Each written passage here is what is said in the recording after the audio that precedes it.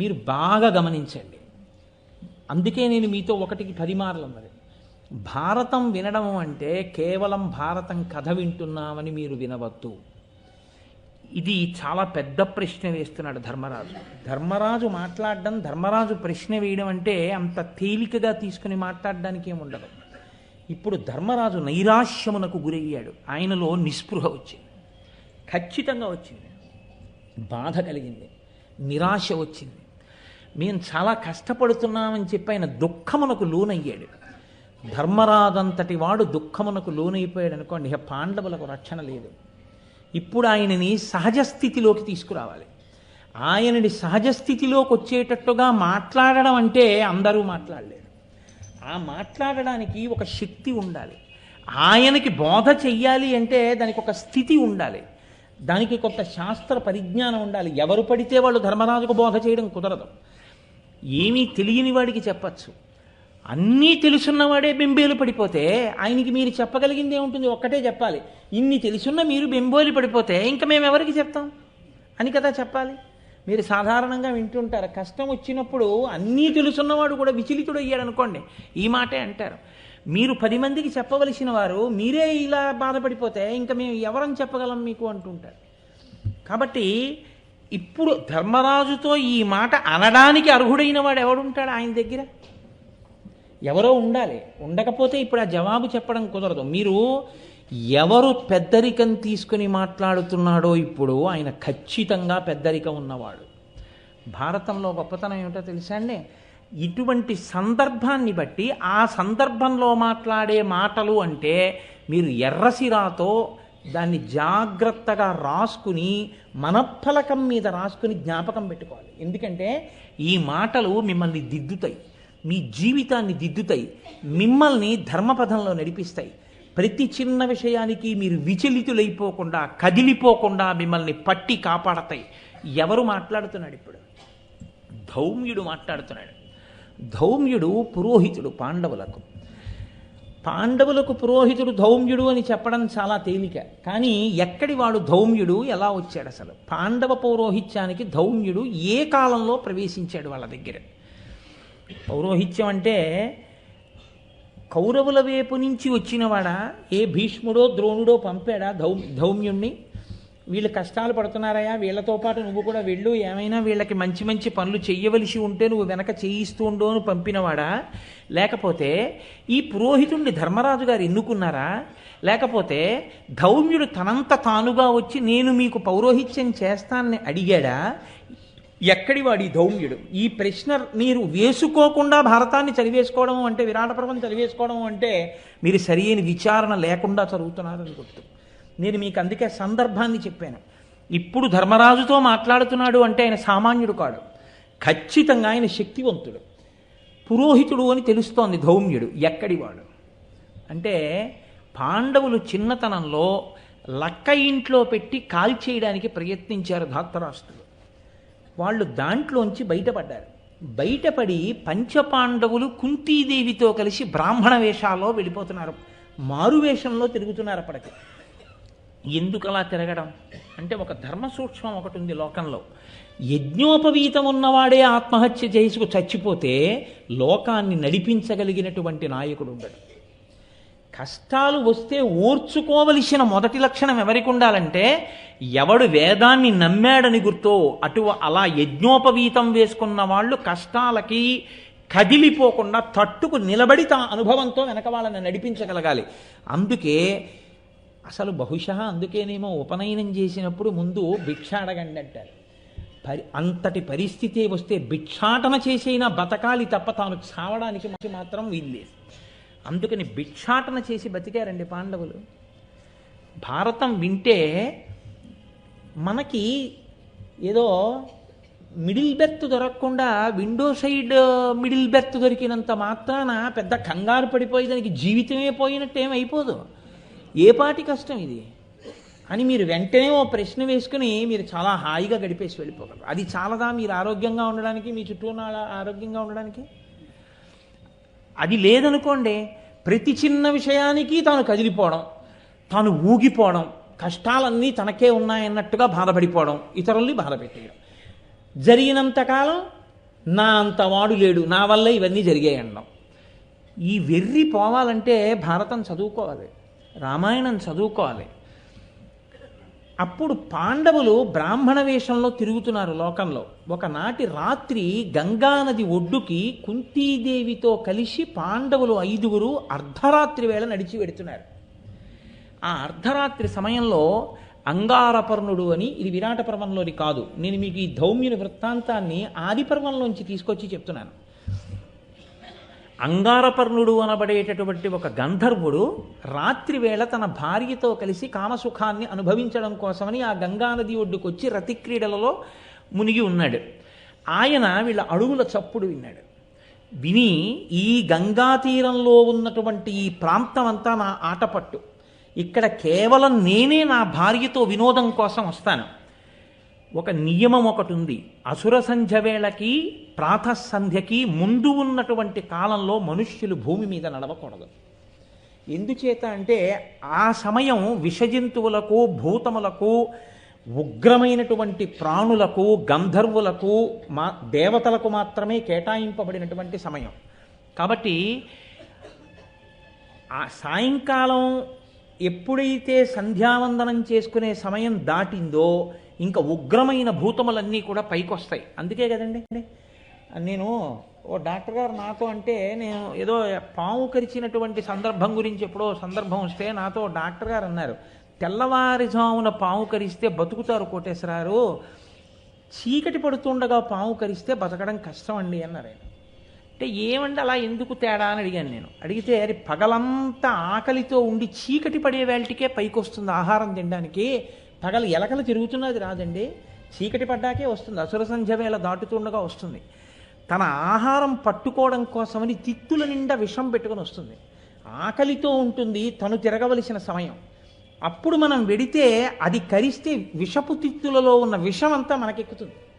కాబట్టి అసుర సంధ్య వేళలో బయటికి వెళ్ళకండి అని పురుగు పుట్ట తిరిగే వేళ బయటికి వెళ్ళకండి అనేవారు చిన్నతనంలో.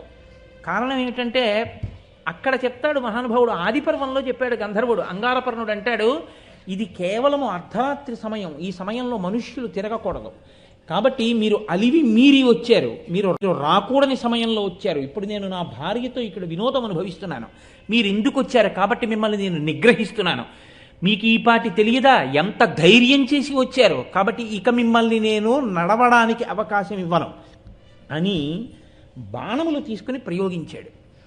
ప్రయోగిస్తే అర్జునుడు చూసి అన్నాడు, ఈ పాటి బాణములకు బెదిరిపోయే వాళ్ళమని అనుకోకు, ఉత్తర క్షణంలో నీ బాణములనన్నింటినీ నిగ్రహించి నిన్ను చాప చుట్టి పడగొట్టినట్టు పడగొడతానేమనుకున్నావో అని కురివితో, చేతితో పట్టుకున్నటువంటి కురివితో అంగారపర్ణుడు వేసిన బాణాలన్నింటినీ కూడా చిందరవందర చేసి తన ధనస్సులో బాణములను సంధించి విడిచిపెట్టి అంగారపర్ణుడిని కొట్టాడు. కొడితే ఆ అంగారపర్ణుడి కింద పడిపోయాడు. పడిపోతే ఆయన్ని తీసుకొచ్చారు ఈడ్చి. ధర్మరాజు గారు కూర్చుని ఉన్నారు. పాండవులది మీరు భారతం కొంచెం జాగ్రత్తగా చదివితే అదో గమ్మత్తు. వాళ్ళు ధర్మరాజుతో విభేదించరు అని మీరు అనుకుంటే తప్పు. ధర్మరాజుతో విభేదించకపోవడం అన్నది ఎప్పుడు ఉంటుందంటే ధర్మరాజుతో సమానమైనటువంటి, కానీ ధర్మరాజు గారి మీద భక్తి ఉంది, గౌరవం ఉంది, కాబట్టి ఇప్పుడు అంగారపర్ణుడి తీసుకొచ్చి ఆయన కాళ్ళ దగ్గర పారేశారు. ఆయనకి ధర్మరాజును చూస్తే సంతోషం, ఎందుకంటే నేను ఓడిపోయిన వాణ్ణి, దెబ్బలు తిన్నవాణ్ణి, నన్ను చంపేయకండి అని ఆ అంగారపర్ణుడి భార్య కూడా ధర్మరాజుని ప్రార్థన చేసింది, మీరు రాజులు కాపాడండి అంది. ఎలా కనిపెట్టింది రాజులని బ్రాహ్మణ వేషంలో ఉంటే? అంటే వాళ్ళ తేజస్సు తెలిసిపోతోంది, క్షాత్రధర్మం తెలిసిపోతోంది, చేసిన బాణ ప్రయోగం తెలిసిపోతోంది. ఇప్పుడు ధర్మరాజు గారు అన్నాడు, ధనస్సు చేతిలో లేనివాడు, విన్నిచ్చినవాడు, యుద్ధభూమిలో కిందకి ఒరిగిపోయినవాడు, శరణార్థినన్నవాడు, వాణ్ణి చంపకూడదు, కాబట్టి భీమార్జునులారా వాణ్ణి వదిలేయండి అన్నావా అన్నారు, వదిలేశారు. ఇప్పుడు ఆ అంగారపర్ణుడు లేచి ఒక చిత్రమైన మాట అన్నాడు. ఇది భారతం అంటే. నిన్న మీకు 2 చెట్లు చెప్పానే, మీరు దేన్ని నమ్మాలో దాన్ని నమ్మారనుకోండి, మీకు 10 ఏళ్ల తర్వాత వచ్చే కష్టం ఏమిటో ఈశ్వరుడు ఇప్పుడు విరుగుడిచ్చేయడం మొదలు పెడతాడు. పుట్టగానే పోలియో వ్యాక్సిన్ ఇచ్చి జీవితంలో పోలియో రాకుండా చేసినట్టు ధర్మం పట్టుకున్న వాడికి ప్రమాదం రాకుండా వాడి జీవితానికి కావలసిన అభ్యున్నతిని ఈశ్వరుడు నిర్ణయం చేసి ఉంచుతాడు. అది పట్టుకోవడం వస్తే చాలు. ధర్మాన్ని పట్టుకున్నారు పాండవులు. భగవంతుడు వాళ్ళకి ఏది లేదో, ఏది ఉండాలో, ఏది రావాలో నిర్ణయం చేసేసాడు. వాళ్ళు ఆ అంగారపర్ణుడిని రక్షణ చేస్తే ఆయన అన్నాడు, మిమ్మల్ని చూస్తే నాకు చాలా సంతోషంగా ఉంది, నేను మీతో స్నేహం చేస్తాను. అర్జున, నీ బాణప్రయోగాన్ని చేసి నేను ముగ్ధుండైపోయానయ్యా, నీకు చాక్షుషీ విద్యనిస్తాను, తీసుకోమన్నాడు. చాక్షుషీ విద్య అంటే అందరికీ ఉండదు, ఒక్క గంధర్వులకే ఉంటుంది. ఆయన ఆ విద్య తెలుసున్నవాడు ఇక్కడ కూర్చుని కళ్ళు మూసుకుంటే 3 లోకాల్లో ఎక్కడేమవుతోందో తెలుసుకుంటాడు. అటువంటి విద్య నీకు ఇస్తాను, స్వీకరించమన్నాడు. గంధర్వజాతి గుర్రాలని ఉంటాయి ప్రత్యేకం. ఆ గుర్రాలు రావడం కూడా చాలా చిత్రమైన స్థితిలో వచ్చాయి. వృత్రాసురుడు అనేటటువంటి ఆయన్ని ఇంద్రుడు చంపాడు. చంపినప్పుడు వజ్రాయుధపు ముక్కలు పడ్డాయి. అందులో ఒక ముక్క ఈ గంధర్వజాతి గుర్రాల్లోకి ప్రవేశించింది. అందుకని వాటి దౌడు వేరు, వాటి పరుగు వేరుగా ఉంటుంది, వాటి ఆ లంఘనం వేరుగా ఉంటుంది, వాటి లాఘవం వేరుగా ఉంటుంది. కాబట్టి అటువంటి గుర్రాలు కొన్ని 100 మీకు బహూకరిస్తానన్నాడు. ఇక్కడే మీరు గమనించాలి, పాండవులకు ఎప్పుడు ధర్మం కావాలి. అర్జునుడు అన్నాడు, ఇలాంటప్పుడు మనం ఇవన్నీ పుచ్చేసుకుంటే దుర్యోధనుడు ఏం చేస్తున్నాడో అసలు ఇక్కడి నుంచే చూస్తే ఇక మళ్ళీ మన లక్కింట్లో పెట్టలేడు అనుకోవాలి కదండి. ఇప్పుడు ఏ కష్టం పడ్డాడో మనిషి, అలాంటి కష్టం రాకుండా ఉండే అవకాశం ఎవడైనా పట్టుకొచ్చి ఇచ్చాడు అనుకోండి, వెంటనే ఒప్పుకుంటాడు కదా. అది లక్క ఇల్లని తెలియక కదా వాళ్ళు అందులోకి వెళ్ళారు. కాబట్టి కదా సొరంగ మార్గంలోంచి బయటకు వచ్చి బ్రాహ్మణ వేషంలో తిరుగుతున్నారు. ఇలా కూర్చుని ఇలా అనేటప్పటికీ ఎవడేం చేస్తున్నాడో తెలిసిపోతుంది అనుకోండి, ఇంకెంత హాయ్, గొడవలేదు ఇహ. కాబట్టి ఇచ్చేయమనాలి.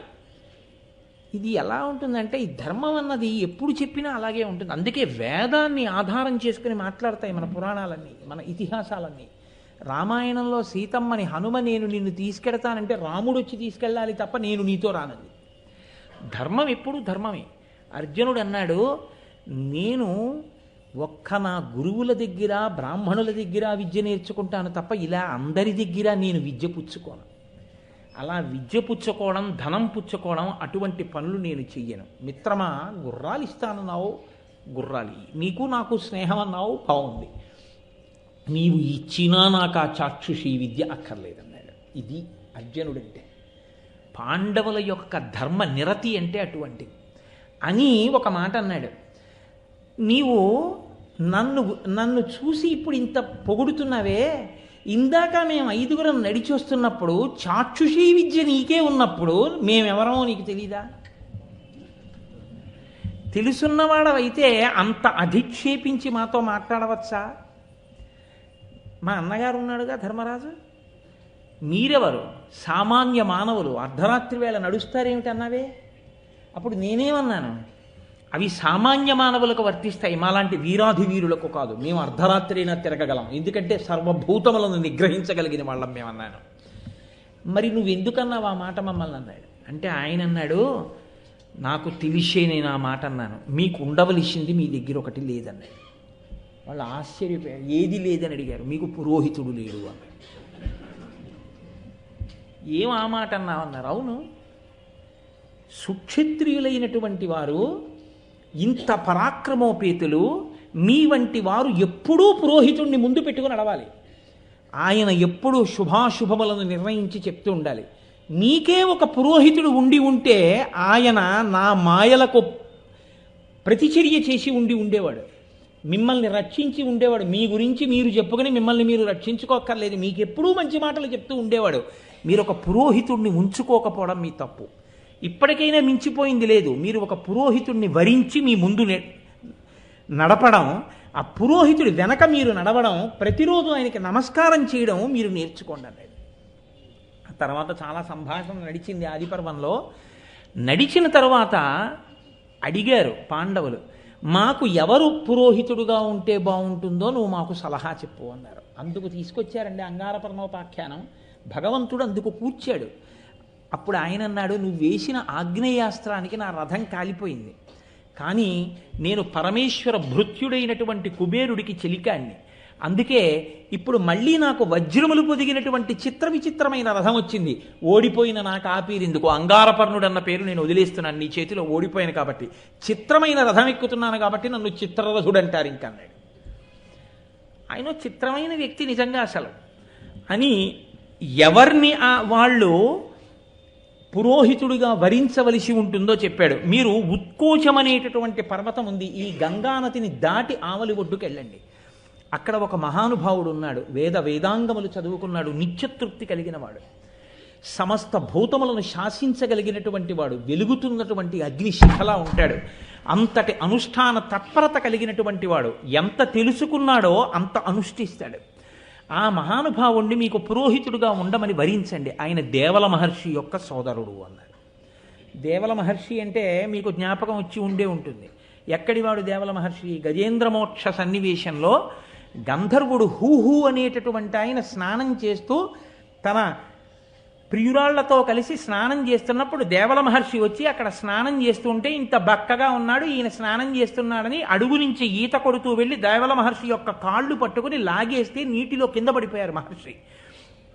నీటి అడుగు నుంచి వచ్చి కాలు పట్టుకోవడం సంతోషంగా ఉంది కాబట్టి మొసలిగా జన్మించు, నీ కండకావరం తీరుతుందని శపించి గజేంద్రమోక్షణ వృత్తాంతానికి కారకుడైన ఋషి ఎవరో ఆ దేవల మహర్షి యొక్క తమ్ముడు ఈ మహానుభావుడైనటువంటి ధౌమ్యుడు. కాబట్టి మీరు వెళ్ళి ఆయన్ని వరించండి అన్నారు. అంటే ఇప్పుడు పాండవులు గంగ ఆవలి ఒడ్డుకి వెళ్ళి ధౌమ్యుణ్ణి పురోహితుడిగా వరించారు. ధౌమ్యుడు కూడా అంగీకరించాడు. మీతో నేను అన్నమాట అదే, మీకే ఏమీ లేదయా, మీరే అన్నీ వదిలేసి మీ పేర్లు రూపాలు కూడా తెలియకుండా బ్రాహ్మణ వేషాల్లో తిరుగుతున్నారు, మీకు మళ్ళీ నేను పౌరోహిత్యమా? మీరు బాగున్నప్పుడు చెప్పండి వస్తాను, ఏమైనా సంభావన ఇద్దరుగానే అనలేదు. ఇవాళ బ్రాహ్మణ్యం అంటే ఎలా తయారైందంటే, శంకరాచార్యులు వారి జయంతి అవుతోందిరా అంటే శంకరాచార్యులు వారి పల్లకీ ముందు వేదం చదువుకుని నడిచే వాళ్ళు 10 మంది కనపట్టలేదు. ఏ మహానుభావుడు వేదాన్ని నిలబెట్టాడో ఆయన పల్లకీ ముందు తనంత తానుగా చదువుతూ రావడానికి 10 మంది వేదం చదువుకున్న వాళ్ళు ముందొచ్చి పల్లకీ ముందు నడవట్ల. అంత కృతజ్ఞ స్థితిలో ఉంది. నాకేం భయం లేదు, నేను ఎప్పుడు చెప్తుంటాను, ఉన్నట్టు చెప్పేస్తాను నేను. కానీ ఆ రోజులు అటువంటివి కావు. మీతో నేను చెప్పాను, సంతోషోహి ద్విజన్మనాం. వాళ్ళకి కావలసింది ధర్మం ఎక్కడుందో అక్కడ తాము చదువుకున్న చదువుతో దాన్ని రక్షించడం, వాళ్ళని వృద్ధిలోకి తేవడం. కాబట్టి ధౌమ్యుడు అంగీకరించాడు. నేను మీకు పౌరోహిత్యం చేస్తానన్నాడు. మహానుభావుడు ధౌమ్యుడు పురోహితుడిగా వచ్చిన తరువాత మత్స్యయంత్రాన్ని కొట్టారు. ధర్మరాజుకి ద్రౌపదికి, మిగిలిన పాండవులకి ద్రౌపదికి ధౌమ్యుడే వివాహం చేశాడు. సరే, ఎక్కడో అక్కడ ద్రౌపదీదేవికి సంబంధించిన వృత్తాంతం వస్తుంది, ఇక్కడ కాకపోయినా ఆదిపర్వం చెప్పినప్పుడు వస్తుంది. ద్రౌపది పాండవుల వివాహ ఘట్టంలో అసలు అది ఎంత ధర్మబద్ధమో ఎంత గొప్పదో. అందుకే కదండి మహాభారతం అంతా సామెతల పుట్ట.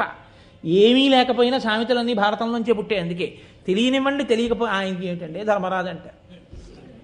ధర్మరాజు అంటే ఎవరికి ఏది అడిగినా ఇస్తాడు, అందరినీ రక్షిస్తాడు, పెద్ద పట్టించుకోడు అనుకోండి. ఆయనకి ఏమిటి ధర్మరాజు అంటారు. అమ్మో ఎంత ఉద్రేకం అండి భీముళ్ళగా అంటారు. ఆయనకి ఏమిటండి సవ్యసాచి, 2 చేతులతోనూ చేసేస్తాడు అంటారు. ఆయన గుర్రాలు తోలడంలో నకులుడండి అంటారు. అదే నలభీమ పాకం అండి అంటారు. వీడేవాడండి సైంధవుళ్ళు అడ్డుపడ్డాడు అంటారు.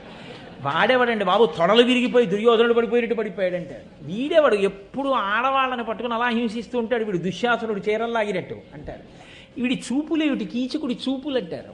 మీరు చూడండి సామెతలు చాలా భారతంలోంచే వచ్చాయి. అంటే ఇప్పటికీ మహాభారతం సజీవంగా అందులో ఉన్న వ్యక్తులు పాత్రలుగా మారి సమాజంలో తిరుగుతున్నాయి. అందుకే అన్నాడు మహానుభావుడు వ్యాసుడు, నేను భారతంలో చెప్పంది సమాజంలో లేదు, సమాజంలో అనుష్ఠించేది భారతంలో లేకుండా లేదు, నీ చెప్పింది కాక ఇంకొకటి లేదు, అన్నీ చెప్పాను భారతంలో అన్నాడు. అన్నీ చెప్పాను భారతంలో అన్నాడు. కాబట్టి అటువంటి ధౌమ్యుడు వివాహం చేశాడు. వివాహం అయిపోయిన తరువాత ఒక పెద్ద క్లిష్ట సమయం ఒకటి వచ్చింది. ఇందాక మీ దగ్గర నేను దాట వేశాను కదా, అరణ్యవాసానికి వెళ్ళినప్పుడు బ్రాహ్మణులందరూ ధర్మరాజు గారితో వచ్చేసారు. వచ్చేస్తే ధర్మరాజు గారు బెంగపెట్టుకున్నాడు. పురోహితుడు అంటే అందుకుంటాడు కష్టం సుఖం చెప్పుకోవడానికి. ఇప్పుడు వీళ్ళకి అన్నం పెట్టాలి, ఎలా? వంట చేయడానికి ఎవరు? ద్రౌపదీదేవే ఉంది. కాబట్టి ఇప్పుడు ఆయన వెళ్ళి ధౌమ్యుడితో చెప్పాడు, ఎలాగయా వీళ్ళకి అన్నం ఎలా పెట్టాను ఇంతమంది బ్రాహ్మణులకి అంటే. ధౌమ్యుడు వేదాంగములు చదువుకున్నవాడు. తాను నేర్చుకున్న శాస్త్రం మీద, తను చదువుకున్న మంత్రం మీద అంత నమ్మకం ఉండాలి. ఆయన అన్నాడు, ఉత్తరాయణ పుణ్యకాలం అంతా కూడా నీటిని లాగినటువంటి సూర్యభగవానుడు లోకంలో ఉన్న జనులు దాహార్తితో అన్నంతో ఉంటే చూసి బాధపడి దక్షిణాయన పుణ్యకాలంలో వర్షాన్ని వర్షించి తన కిరణములను చంద్రుడి యందు ప్రవేశపెట్టి ఓషధులకు శక్తి కల్పించి అన్నం దొరికేటట్టు చేశాడు భూతములకు. కాబట్టి అన్నం పెట్టేవాడు అంటే ఆదిత్యుడే, భాస్కరుడే. కాబట్టి నీకు సూర్యాష్టోత్తర శతనామ స్తోత్రాన్ని ఉపదేశం చేస్తాను. ఉచ్చారణ దోషం లేకుండా 108 నామములతో సూర్యుణ్ణి స్తోత్రం చేయడం ఉపదేశిస్తాను. నీవు నీటిలో నిలబడి సూర్యభగవానుణ్ణి స్తోత్రం చేయి. ఆయన ఆనందిస్తే నీ వెనక ఎంతమంది వచ్చినా నువ్వు అన్నం పెట్టగలవు. అంతేకాని అలా కాదండి, మనం ఆయన్ని అడుగుదాం, ఆయన పర్వాలేదు ప్రతీ నెల 200 క్వింటాళ్ళు బియ్యం ఇవ్వకపోతారేంటి, అలా ఏం చెప్పలేదు. ముందు శాస్త్రం మీద నమ్మకం, ఆ తర్వాత భగవంతుడు ఒక రూపంలోనో భగవంతుడి ద్వారానో వస్తుంది. కాబట్టి చూడండి, ఈ మాట విని ధర్మరాజు ఉపదేశం పొంది గంగానది జలాల్లో నిలబడి ప్రతిరోజు ఉపాసన చేశాడు. సూర్యభగవానుడు తృప్తి చెంది ఆయనకి ప్రత్యక్షమయ్యాడు. నీకు ఇదిగో రాగి అక్షయ పాత్ర ఇస్తున్నాను. ఈ అక్షయ పాత్రలో ద్రౌపదీదేవి వంట చేస్తే, భార్య కదండి, ఇంటికి వచ్చినప్పుడు వంట చేసి 10 మందికి పెట్టి భర్త యొక్క గౌరవాన్ని నిలబెట్టవలసింది. అందుకని రాగి పాత్రలో ఆవిడ వంట చేస్తే ఎంతమంది తిన్నా సరిపోతుంది. ఎంతమంది తిన్నా అబ్బా ఏం వంట అనిపిస్తుంది. అలా ఉండేటట్టుగా నీకు నేను అక్షయ పాత్రను ఇస్తున్నానన్నాడు. ఆ అక్షయ పాత్రతోటే 12 సంవత్సరముల అరణ్యవాసంలో ఎంతమంది బ్రాహ్మణులకు ఎంతమంది అతిథులకు నిత్యతృప్తులయ్యేటట్టుగా ధర్మరాజు గారు అన్నం పెడుతూనే ఉన్నాడు. ఇప్పుడు చెప్పండి, ఒక పురోహితుడు నీకు ఉండాలని ఆనాడు వంగారపర్ణుడి రూపంలో ధౌమ్యుణ్ణి తీసుకొచ్చి పాండవుల పక్కన కూర్చోపెట్టడం ఎంత అవసరమైందో దాన్ని భగవంతుడు ధర్మాన్ని పట్టుకున్న వాళ్ళకి ఎలా కూర్చాడో చూడండి. అదే ధౌమ్యుడు కీచకుడు సైంధవుడు ద్రౌపదీదేవిని అపహరించి తీసుకెళ్ళిపోతున్నాడు. తీసుకెళ్ళిపోతుంటే ఆవిడ ధౌమ్యుడిని ప్రార్థన చేసింది. ఎవరు లేరు, పాండవులందరూ తలో దిక్కుకి వెళ్ళారు వేటకి. వెడితే సైంధవుడు నన్ను అపహరించి తీసుకెడుతున్నాడు, ధౌమ్యుడా నన్ను రక్షించు అంటే మహాపతివ్రత ద్రౌపదిని రక్షించాలని సైంధవుడి రథం వెంట పరిగెత్తాడు కేకలేస్తూ ఆక్కుండా. వెనక నుంచి పాండవుల రథం మీద వెళ్ళి ధౌమ్యుడికి నమస్కారం చేసి మాట్లాడారు. అయ్యా, ఇంకా మీరు పరిగెత్తకండి, మీరు మెల్లిగా రండి, మేము వెడుతున్నాం కదా దగ్గరికి, వాడి సంగతి మేము చూస్తామని. ద్రౌపదీదేవి యొక్క సంరక్షణ యందు కూడా అంత గొప్ప పాత్ర పోషించాడు. కిమ్మీరుడు అని ఒక రాక్షసుడు. అదో విచిత్రమైనటువంటి ఘట్టం. అది అరణ్యపర్వం. అరణ్యపర్వంలో పాండవులు అరణ్యవాసంలో నడిచి వెళ్ళిపోతుంటే ఆ బకాసురుడి సోదరుడు కిమ్మీరుడు అడ్డొచ్చాడు. ఆయనది అదొక చిత్రమైనటువంటి మాయ. ఆయన అసలు మనుషులకి కనపడడం, అపారమైనటువంటి స్వరూపం. అటువంటి స్వరూపంతో పాండవులకు అడ్డొచ్చి నిలబడితే అప్పటికి దుశ్శాసురుణ్ణి చంపితే తప్ప నేను జడ వేసుకోనని ప్రతిజ్ఞ చేయడం చేత ద్రౌపదీదేవి కేశపాశం అంతా చెదిరిపోయింది. ఆవిడ భయపడిపోయి కళ్ళు మూసుకుంది. ద్రౌపదీదేవి అంటే సామాన్యం కాదు, ఆవిడ అబలా అని మీరు అనుకోకండి. కీచకుడి కాళ్ళు చేతులు పొట్టలోకి జొనిపి మాంసపు ముద్దగా చేసిన తరువాత కాగడా వెలుతురులో అటువంటి కీచకుడిని చూసి సంతోషించింది ఆవిడ. అంతటి వీరపత్ని కూడా ద్రౌపది అంటే, ఏం మాటలు కాదు ద్రౌపదీదేవి అంటే. అటువంటి తల్లి కళ్ళు మూసుకుంది. మూసుకుంటే ఆ మాయ తొలగితే తప్ప ఎదురుగుండా నిలబడినటువంటి రాక్షసుడు ఎవరో తెలియదు. అప్పుడు ధౌమ్యుడే రక్షోఘ్న మంత్రం వేశాడు. వేసి ఆ రాక్షసుడి యొక్క మాయ చెదిరిపోయేటట్టుగా చేసి కిమ్మీరుడు కనపడేటట్టు చేస్తే భీముడు వెళ్ళి కిమ్మీరుణ్ణి చంపాడు. అలా మహాభారతంలో ఎప్పుడు విన్నంటి ఉంటాడు. ఎన్ని రకాలుగానో రక్షణ చేశాడు. విరాట పర్వంలో పాండవులందరూ అజ్ఞాతవాసంలోకి వెళ్ళిపోతే వాళ్ళ అగ్నుల్ని పాంచాల దేశానికి తీసుకెళ్లి ఆరాధన చేసిన వాడు ధౌమ్యుడే, ఇంటి పురోహితుడిగా. ఆయనే ఉపపాండవులందరికీ నామకరణం చేశాడు. ఆయనే కురుపాండవ యుద్ధంలో కురుక్షేత్రంలో అనేక మంది వీరులు తెగటారిపోతే అంత్యేష్టి సంస్కారం చేయడానికి మంత్రాలన్నింటినీ చదివినవాడు ధౌమ్యుడే. కాబట్టి ధౌమ్యుడి పాత్ర అంత సామాన్యమైన పాత్ర కాదు. నేను ఎందుకు మీతో ఇంత విషయాన్ని ప్రస్తావన చేయవలసి వచ్చింది అంటే, విరాట పర్వంలో ఇవాళ ధర్మరాజు గారు ఉన్నటువంటి స్థితి అంటే సామాన్యమైన స్థితి కాదది. ఇప్పుడు ఆ స్థితిలో అంత నిరాశకి లోనైనటువంటి ధర్మరాజుతో మాట్లాడాలంటే ఎవరు పడితే వాళ్ళు మాట్లాడడం కుదరదు. ఆయనకి బోధ చేయడం అంటే మాటలు కాదు. ఇప్పుడు ధౌమ్యుడు లేచి అన్నాడు ధర్మరాజుతో, ధర్మ నిరూపకత్వమున ధైర్యమునన్ మహనీయ వృత్తి సత్కర్మ విధిజ్ఞతం చతురతామహిమన్ దృఢబుద్ధి ఎవ్వరుం ధర్మరాజు పాటికారనగా ధాత్రి ప్రసిద్ధుడవైన ఇట్టి నీ పేర్మికి నీడే దుర్దశల పెళ్ళునకున్ దురపిల్లుట అరయం. ఏమయ్యా ధర్మరాజా, ఇది నీ పేరుకి నీ కీర్తికి నీ శోభకి తగిన పనే నువ్వు చేస్తున్నది? నువ్వు ఇంత దుఃఖిస్తున్నావా? మా అంత కష్టాలు పడ్డవాడు ఎవరైనా ఉన్నారా అని అడుగుతున్నావా? అసలు ధర్మాన్ని నిరూపించడంలో ధైర్యానికి మారుపేరు ఎవరు అని అడిగితే నీ గురించే చెప్తారు. ఎవరు మహనీయుడు అంటే నీ పేరు చెప్తారు. ఎవరు సత్కర్మావలంబకుడు అంటే నీ పేరు చెప్తారు. ఎవడు తత్వపరిజ్ఞానం ఉన్నవాడు అంటే నీ పేరు చెప్తారు. ఇన్ని తెలుసున్నవాడివి, ఇంత గొప్పవాడివి నువ్వే కదిలిపోతే నీ తమ్ముళ్ళు ఏమైపోతారు? నువ్వు ఇలా మాట్లాడచ్చా ధర్మరాజా అంటూ ఒక అద్భుతమైన మాట అంటాడు.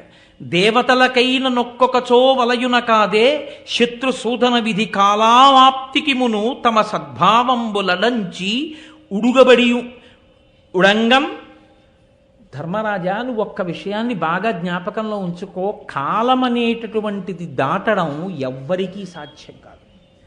ఎంతటి వాళ్ళైనా సరే కాలమునకు వశవర్తులే.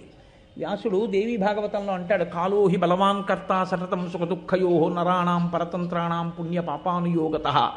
ఒక్కొక్క కాలమునందు ఒక్కొక్క గడియ మిమ్మల్ని ఒక నిమిషం ఏడిచేట్టు, ఒక రోజు ఏడ్చేట్టు, ఒక నెల ఏడ్చేట్టు, ఒక సంవత్సరం ఏడ్చేట్టు, ఒక్క కాలములో ఒక రోజు ఒక గంటలో ఒక నిమిషంలో జరిగిన సంఘటన జీవిత పర్యంతం ఏడిచేటట్టు చెయ్యగలదు. ఎందుకు చెయ్యగలదో తెలుసా? కాల కలయతామహం. కాలరూపంలోనే పరమేశ్వరుడు లెక్కలు కట్టి పాపపుణ్య విచారణం చేసి నీవు చేసిన పాపానికి నువ్వు ఎంత ఏడవాలో లెక్క కట్టి ఫలితం ఇస్తాడు. ఆ పాప ఫలితాన్ని ఈశ్వరుడు ఇచ్చేసిన తరువాత నువ్వు తిప్పను లేవు, నువ్వు దిద్దను లేవు. నువ్వు చెయ్యవలసింది ఏమిటంటే జీవితాంతం ఏడవడమే. కాలము ఎవ్వరూ దాట శక్యము కాదు. ధర్మజ, ఇప్పుడు మీరు కూడా అటువంటి కాలమునకు వశవర్తులై ఉన్నారు. కాబట్టి ఇప్పుడు భగవంతుణ్ణి గట్టిగా పట్టుకోవాలి. కాలము కలిసి వచ్చే వరకు ఓర్పు పట్టవలసి ఉంటుంది తప్ప నీకు తెలియనివా ఇవన్నీ?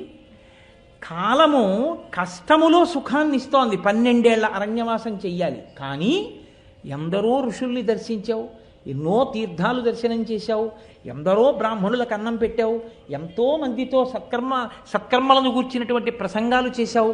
కాలమే ఎదురు తిరిగింది. కాలమే దాన్ని సక్రమంగా నడిచిపోయేటట్టు చేసింది. ఆ కాలమే అజ్ఞాతవాస రూపంలో ఇప్పుడు వచ్చింది. ఆ కాలమే ఈశ్వర రూపంలో నిన్ను అజ్ఞాతవాసం నుంచి గట్టు కూడా ఎక్కిస్తుంది. కానీ ఓర్చుకోవడం అన్నది మాత్రం నీకు రావాలి. ఆ ఓర్పు కానీ వదిలేశావా? ఇప్పుడు ఇదిగో ఎలా వదిలేసి బాధపడ్డావో అలా బాధపడ్డావో, ఓర్పు పోయిందో బయటపడిపోతారు. ఆ ఓర్పు పోకూడదు. ఎందుకో తెలుసా? ఎంత గొప్ప మాట చెప్తున్నాడో మీరు ఆలోచించండి.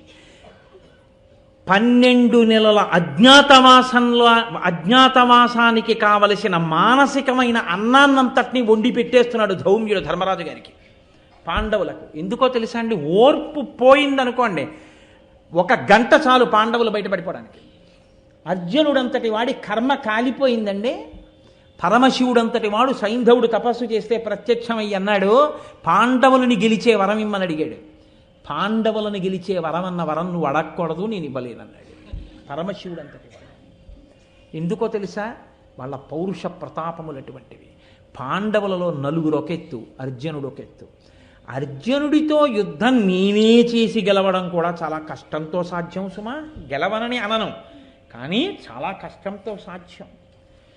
కానీ నా అంతటి వాణ్ణి నువ్వు తపస్సు చేస్తే ప్రత్యక్షమై కుదరదని వెళ్ళిపోలేక ఒక్క వరం ఇస్తున్నాను.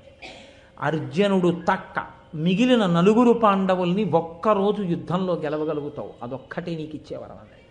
కాబట్టి అడ్డుపడ్డాడు కదండి, సైంధవుళ్ళు అడ్డుపడ్డాడంటారు. అర్జునుడంటే అంతటివాడు. పరమశివుడి చేత సైంధవుడు వరం అడిగినప్పుడు స్తోత్రం చెయ్యబడ్డాడు. అటువంటి వాడు అసలు పురుషుడనిపించుకోవడానికి అర్హత లేకుండా పోయింది కదండి. పేడివాడై అంతఃపురంలో ఆడవాళ్ళకి నాట్యం నేర్పుకున్నాడు. అటువంటి వాడే కానీ ఒక్క క్షణం కోపగించుకున్నాడు అనుకోండి, భీమసేనుడే ఆగ్రహించాడు అనుకోండి, ధర్మరాజే ఆగ్రహించాడు అనుకోండి, అయిపోయింది అంతే అజ్ఞాతవాసం. దుర్యోధనుడు కష్టపడక్కర్లేదు, వాళ్ళు ఓర్పు పోతే చాలు. అందుకని అంటున్నాడు ధౌమ్యుడు, మీరిప్పటి వరకు ఉన్న పరిస్థితి వేరు. అరణ్యవాసం చేస్తున్నా ధర్మరాజు గారండి అని నమస్కారం చేశారు. ఆయన మహానుభావుడండి, ధర్మరాజు గారండి అన్నారు. కాబట్టి కాలం గడిచిపోయిందయా. ఇప్పుడు నిన్ను ధర్మరాజు గారు అనరు, నువ్వే పేరెట్టుకుంటావో ఆ పేరుతో పిలుస్తారు. నేను మీ పరిచారకుండండి అని పేరెట్టుకుని ఎవరింటికో వెళ్ళామనుకో, ఆ చీపురు కట్టి ఇలా పట్టరా అంటారు. రాజసూయాగం చేసిన వాడినయా, నీకు చీపురు కట్ట పట్టరానా? అయిపోయిందంతే నీ అజ్ఞాతవాసం. ఇప్పుడు నీకు కావలసింది ఓర్పు. కాలము పరీక్షకి ఎదురు నిలబడింది, ఇప్పుడు నువ్వు ఓర్పుతో నిలబడాలి. అది కోల్పోతున్నావని నాకు భయంగా ఉంది ధర్మజ. లేకపోతే నీ నోటి వెంట ఈ మాట రావచ్చా? ఇంత ధర్మం తెలుసున్నవాడివి, రాకూడదుగా. కాబట్టి ఏమి మాట్లాడాడండి నిజంగా ధౌమ్యుడు ఆ రోజున. ఆయన అన్నాడు, నిషదాద్రియంద నిమిషపతి ప్రచ్ఛన్న సంచరణమున వర్తించుటయును, అదితి గర్భంబున అవతారమై వామనాకారమున హరి అడగుటయును, జనని ఊరు ప్రదేశంబున అతి నిగూఢంబుగా ఔర్వుండు దాగుటయును, ధేను శరీర విలీనుడై అజ్ఞాత చర్య మార్తాండు సలుపుటయును. వినమే ఇట్లు పడిన వీరలు పదపడి తమకు అగ్గమైన తరి జయింపరెట్లు ప్రబలరిపుల, నీవును ఆపద కోర్చి భంగపాటు తీర్చుకునుము అన్నాడు. ధౌమ్యుడు తప్ప ఇలా మాట్లాడగలిగిన వాళ్ళు ఎవరుంటారు? అందుకే భారతం భారతమే. ఆయన అన్నాడు, మా అంత కష్టాలు పడ్డవాళ్ళు ఉన్నారా అని కదా అన్నావు. తనకన్నా కష్టాలు పడ్డవాళ్ళు ఉన్నారు అని గుర్తొస్తే కదండి తను కష్టం తట్టుకోగలిగేది. హనుమ సీతమ్మని సుందరకాండలో శిశుపావృక్షం మించి చూసి, మాన్యాగురు వినీతస్య మన్మ లక్ష్మణస్య గురుప్రియ ఇది సీతాపి దుఃఖార్త కాలోహి దురతిక్రమ. ఏ కావ్యం చెప్పనివ్వండి, ఏ పురాణం చెప్పనివ్వండి, అదే చెప్తుందంతే. ఏమి సాక్షాత్ రామచంద్రమూర్తి ఇల్లాలు, లక్ష్మణుని యొక్క అన్నగారి భార్య, గురువుల చేత సంస్కరింపబడిన బుద్ధి కలిగిన తల్లి ఇన్ని కష్టాలు పడుతోంది. చుట్టూ రాక్షస స్త్రీల మధ్యలో తల్లి ఉండిపోయి 10 నెలల నుంచి కట్టిన బట్ట మార్చకుండా ఏడుస్తూ ఉండిపోయిందంటే కాలోహి దురతిక్రమ, కాలాన్ని దాటగలిగిన వాడెవరు అన్నారు. ఏమి నీకంతకన్నా పెద్ద కష్టం వచ్చిందా వెయిటింగ్ లిస్టులో టికెట్ దొరికితే? ఎందుకంత బాధపడిపోతావు? ఒకసారి జీర్ణం అయితే ప్రతి చిన్న విషయానికి నువ్వేం కదిలిపోవు, సంతోషంతో నిలబడగలుగుతావు విషయానికి. ఆ నిలబడగలిగిన ప్రజ్ఞ ఎక్కడి నుంచి వస్తుంది అంటే రామాయణ భారత భాగవతాలు జీర్ణమైతే వస్తుంది. ఆయన అంటున్నాడు, ఏమన్నావు? మాకన్నా కష్టాలు పడిన వాళ్ళ అని కదా అన్నావు. నిషదాద్రియం దనిమిషపతి ప్రచ్ఛన్న సంచరణమున వర్తించుటయును. స్వర్గలోకానికి అధిపతయ దేవేంద్రుడు. అటువంటి దేవేంద్రుడు ఒకే ఒక్క పొరపాటు చేస్తే కట్టి కుడిపేసింది. ఒక మాట కాదు, ఎన్ని మాటలు కట్టి కుడిపిందో తెలుసా అండి? ఒకే ఒక్కసారి తాను సింహాసనం మీద కూర్చుని ఉన్నాడు, చుట్టూ దేవతలు సేవిస్తున్నారు, బృహస్పతి సభలోకి వస్తున్నారు. ఎంతమంది ఉండనివ్వండి, ఎంత గొప్ప వాళ్ళ మధ్య ఉండనివ్వండి, గురువుగారు వస్తున్నప్పుడు లేచి నిలబడవలసిందే. ఆయన గౌరవం ఆయనది. ఆయనకి నువ్వు గౌరవం ఇవ్వకపోతే ఆయనకి తగ్గిపోయేదేం ఉండదు, కానీ నువ్వు పాడైపోతావు. కాబట్టి ఇప్పుడు బృహస్పతి నడిచి వస్తూ ఉంటే ఇంద్రుడు లేవలేదు. దేవగురువు నన్ను ఆశ్రయించిన వాడు, ఏమిటి నేను లేచేది? కూర్చున్నాడు. ఆయన చిన్న బుచ్చుకుని వెనక్కి వెళ్ళిపోయాడు అంతే. వదరి మాట్లాడకూడదు, నోరుంది కదా అని గురువు గారికి వ్యతిరేకంగా ఏది మాట్లాడేసినా చెల్లిపోతుందనుకుంటే గురువుగారు ఏమనక్కర్లేదు. ఆయన మనసు నిప్పి పెట్టి నీ వంక చూడకుండా నిన్ను వదిలేస్తే చాలు. నువ్వు ఏ తృప్తి ఇవాళ పొంది ఉన్నావో అది నశించిపోతుంది అనతి కాలంలో. కాబట్టి ఏమైంది? వెళ్ళిపోయాడు బృహస్పతి అసంతృప్తితో, బాధపడుతూ వెళ్ళిపోయాడు అంతే. ఉత్తర క్షణం రాక్షసులు రాజ్యాన్ని లాగేశారు. పోయింది రాజ్యం అంతా. పోతే ఏడ్చాడు, వెళ్ళి బ్రహ్మగారి దగ్గర మొరబెట్టుకున్నాడు. గురువుగారు కోపగించి వెళ్ళిపోయారు. ఇప్పుడు గురువుగారి ఇంటి ముందు నిలబడ్డానికి అర్హత లేదు. పెద్ద ప్రమాదం ఎక్కడో తెలుసా అండి? ఎన్ని కష్టాలు వచ్చినా నువ్వు గురువుగారి ఇంటికి వెళ్ళి చెప్పుకోగలిగిన స్థితిని మిగల్చుకుంటే నీకు ఉపశాంతికి శాంతికి ఢోకా లేదు. ఆయన కష్టాన్ని మార్చలేడేమో కానీ తన మాటలతో సేద తీరుస్తాడు. ఆ గురువుగారి ముఖం చూడడానికి అవకాశమే నీవు పోగొట్టేసుకుంటే, గురువుగారు నీ ముఖం చూసి మాట్లాడడానికి ప్రసన్నుడు కాకుండా ఉన్న స్థితిని నువ్వు తెచ్చేసుకుంటే ఇంకేం కావాలి? ఇంకంతకన్నా కష్టమే ఉంది. ఇప్పుడు చెప్పుకోవడానికి బృహస్పతి ఇంటికి వెళ్ళడానికి లేదు, బృహస్పతి మాట్లాడరు. ఇంటికి వెళ్ళగలవేమో, మాట్లాడలేవు. ఎందుకని? లేదు ఇప్పుడు నీకు అవకాశం. గురువు నీతో మాట్లాడడానికి సిద్ధంగా లేరు. కాబట్టి ఇప్పుడు బృహస్పతి దగ్గరికి వెళ్ళలేక చతుర్ముఖ బ్రహ్మగారి దగ్గరికి వెళ్ళాడు.